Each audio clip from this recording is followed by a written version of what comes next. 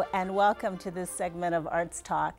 I'm Sherri Burr, and I'm very pleased and honored to have as our guest Chester Nez, who was one of the original Code Talkers and the only one to pen a memoir. And this memoir has just come out. It's called Code Talker. It also is written with Judith Avila, and it's my pleasure to welcome both Judith and Chester to the show. Thank you for being here. Okay, so why don't we start with you're telling us a little bit about how the book came about. All right, I'll start with that one, Okay. since I kind of drove the project. A friend of a friend who was a writer sent an email out to his critique group saying, I met this fascinating guy, he's a code talker. No one in his critique group was particularly interested in meeting Chester, and so a friend of mine who happened to be one of his critique members forwarded that to me and said, he met this great guy who's a code talker, do you want to meet him? And I said, yeah, I do. So we went to lunch, we talked for a couple of hours, and I said to Chester, you probably are thinking I want to write an article, but your story is far too fascinating and too extensive to hold in the pages of an article. Think about it, please let me know whether I can write your life story. And Chester called the next day and said, fine. So that's great. So Chester, when Judith contacted you, what was your thoughts about having your story told as a book? It's kind of a great honor for me to have a book written about. I really enjoyed reading the book, and it tells the story how the Code Talker went through World War II. And it's very interesting stories. There's some of the people that were involved in the book. And it's a wonderful story. I think it's for everybody to read and learn about what happened during World War II. I spent 4 years in the Marine Corps. After we developed a code from A to Z, an alphabet, that tells a story about how the code was developed. Most of the stories that were used is something like from A to Z, a different name from animals to different kinds of birds, different kinds of fish, something like that. And I know that the people that read the book will really enjoy the story. Yes. I think that's one of the wonderful things that the people decided a story about the Code Talkers during World War II. And I myself think that this book has a lot to do with what we went through and what we did. It's very interesting to read this book, The Code Talker Story. It's a wonderful, wonderful story. That it is. Thank you. It is. And one of my students who's here, Larissa Breen, read your book and enjoyed it, and she prepared a summary for the class. And so I'd like to ask her to ask you a question about the book. Larissa? Hi, Chester. My name is Larissa Breen, and I thoroughly enjoyed reading your book, and I'm so glad you're here with us today. My question to you is, you talk in the book about the Navajo tradition of being a warrior and what that meant to you, and also about being a high schooler and experiencing, hearing about Pearl Harbor for the first time. So my question to you is, how did your Navajo traditions and beliefs affect your decision to join the Marine Corps? They were very happy when the Marine Corps came on the reservation. We're looking for some young men to join the Marine Corps. I don't know how many, some of these code talkers are still living. Out of my group, the original 29 were the first Navajo code talkers that developed a code, and that's what we used against the Japanese. It's very interesting to know and to read about the code talkers. I really enjoyed being one of the original, the first 29 that developed the code and went through World War II, 1942 to 1945. It's a very interesting story. One of the wonderful things about this book is that you also tell us about Chester's childhood, growing up on the reservation, how difficult it was to live in the checkerboard part of the reservation, how even today there are still parts of the checkerboard reservation that do not have electricity, and that Chester went to boarding school and the difficulties of that experience as well. So when you were doing the process, the interview process, Judith, can you just tell us about how you decided to keep the focus, one, on his experiences in World War II, and second, on his experiences growing up as a Navajo? Yes, I felt that Chester's experiences growing up were experiences that gave him a great deal of strength. All of the difficulties that he had to overcome, and some of them were huge, strengthened him, and also strengthened his determination and resolve and his ability to think under pressure. Boarding school was especially difficult because the kids were punished whenever they gave a wrong answer to a question, and not just reprimanded, but punished physically, kicked, hit. So Chester's early upbringing made him a tough, strong individual, and made him the kind of man who could become a code talker. Right. So I thought it was crucial that I include that. Yes. And Chester, when you talk about the recruiters coming to the Navajo reservation, was it a surprise to you because as a student you were punished for speaking Navajo in school, and yet here the U.S. government was recruiting you in order to develop a code based on the Navajo language? I'll give one caveat before I ask. They never knew until months after they were recruited what their assignment would be. Oh. So when they first came for them, they didn't know, but I'll ask him how he felt about his assignment once he knew what it was. Okay. How did you feel about using the Navajo language for the code after you've been punished in boarding school for speaking Navajo? I don't know, it's just very funny. When I went to grade school, they forbid us talking our own language. And that's, I never did really like what they told us. And that's what we use, is our own native language to develop a code from alphabet from A to Z. I personally, I didn't appreciate what they told us about our language. And I think that's one of the most important things, that we develop a code in our own native language. And we went through using our own native language to use against the Japanese.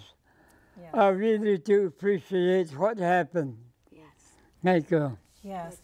I think one of the wonderful things about this book is that you include the actual code as an appendix. So it lets people who have always wondered about what the code was like to get a sense of how it came about.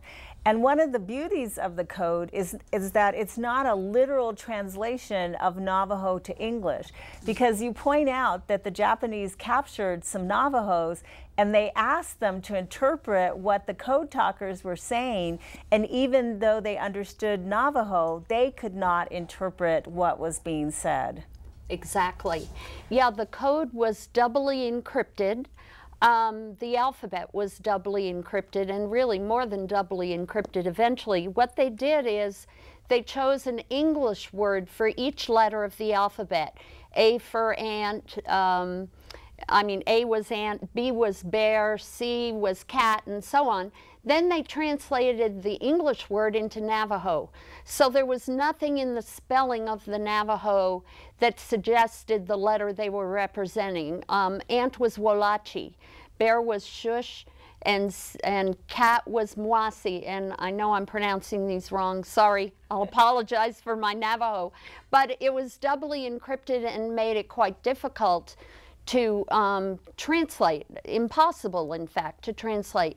And later code talkers added more words to indicate the letters of the alphabet. So for the frequently used letters, there were 3 words for each frequently used letter. And then many words were represented that they didn't want to have to spell out because they'd be using them frequently. Words for things like fighter plane or submarine. And so they used animals in their own experience, animals they knew about or who had seen on the reservation, or animals maybe they'd read about.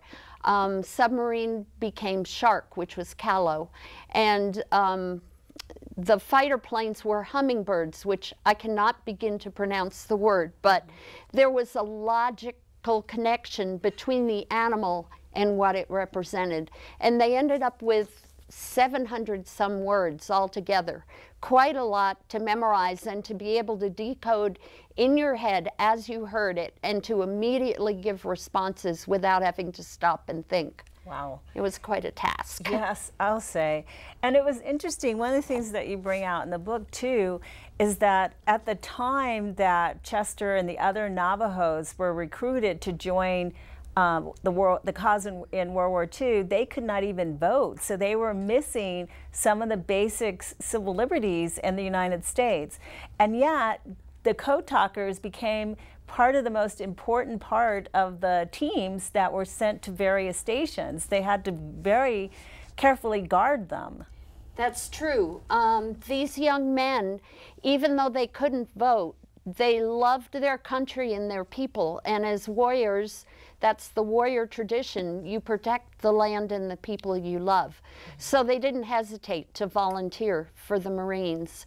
And there was something more to your question, and I've forgotten now what it was. It's okay. Just the idea of the protection they received when they were assigned to teams. Yes. The Marines realized how crucial they were to the war effort. We were actually losing to the Japanese before the code talkers joined the effort. The Japanese would decode every message we sent, and frequently they'd arrive at a rendezvous point before the American soldiers even got there. Wow. So this code was huge, and the Marines provided bodyguards for the code talkers, and they also never sent them in the first wave of attack. When they went onto an island and invaded, they would be in maybe the 3rd wave. So there would be some soldiers and Marines already on shore to help protect them when they came on shore. Wow. Yeah. An amazing story. Larissa, do you have another question? At one point in the book, you talk about, in turn, having to teach new recruits the code. What was it like for the student to become the teacher and having to teach younger recruits how to use the code? The guy that I served with for 4 years as my partner, he's a very interesting man to know. I stayed with this guy for 4 years, talking our code. He was a wonderful man to serve with. And he's from Tuba City. I don't know whether he's still alive or he's gone, I don't know. But I really do appreciate the way he took part, talking code and stuff like that. But I sure like to see that guy again. This fellow that I served with, he was a very interesting man. The first time we hit an island on Guadalcanal, he was very undecided about his way of life, whether he's going to die or whether he's going to come through. But the way he carried himself on through the war was very interesting, very helpful man. I sure like to see him again if he's still around. Thank you. Thank you, Chester. And you never know, he might see this interview on YouTube and contact you. He might. Yeah, that would be wonderful. Yeah, oh, this is such an incredible story. And one thing that you capture in pictures is when Chester received the Congressional Medal of Honor from President George W. Bush. And I heard from our dean, who was in the audience at the time, that when Chester saw President Bush, he went to salute him, and President Bush thought he was giving him a hug. So President Bush went to hug Chester, and then Chester backed up and gave him a salute. Meeting President Bush in person, saluting him, and him saluting me back, I thought it was very interesting to meet the President of the United States. And I told a lot of my friends about what I went through in Washington, D.C. He's a very interesting man, that President Bush. It's a wonderful thing that I went through something like that, which I thought I would never go through. But it's very interesting to meet the president. Good. Yes, and I'm sure he felt it was an honor to meet you, Chester, and your fellow code talkers who had such a vital role to play in the U.S. winning the war in the Pacific. Let's see, for our audience, if someone else has a question. Larissa or another student? Is there another student who has a question? I'll ask the question that I think was in anybody who read the books back of their mind. But what was it like to have to translate the code, to practice the code in the middle of an incredibly highly stressful situation, such as in battle, when there are bullets flying by your head and you're just trying to survive, let alone carry out such an intricate mission? It's a very, very funny story about being a code talker when the Japanese are shooting at you. I was pretty lucky to go through the war. It's a really, really something that what you would call a scary situation. And bullets flying everywhere, bombs coming down, hand grenades thrown at you. It's a very, very interesting to come through something like that. I thought World War II is something that I have learned to try and remember a lot of things that I went through that were very dangerous. And the only thing I can say about myself is being pretty lucky to come through Second World War. But I do think it was worthwhile for me to come through that World War II. I'm a very, very lucky man. Yes. There are pictures of you, Chester, in Korea as well, right? Yeah. So do you want... Not actually in Korea. He was called up for the Korean War. Okay. That's not very interesting story. The Korean War, I was called back into the service. I was stationed at Pearl Harbor Naval Base. And all I did there for 1 whole year was working on different kinds of detail. But I enjoyed it very much. It's such a wide variety of service, from being in battle in one war to having a desk job, essentially, it sounds like, in the Korean War. But Chester is such a loyal citizen to go to a second war. Yes. Yes. It was difficult for him, too,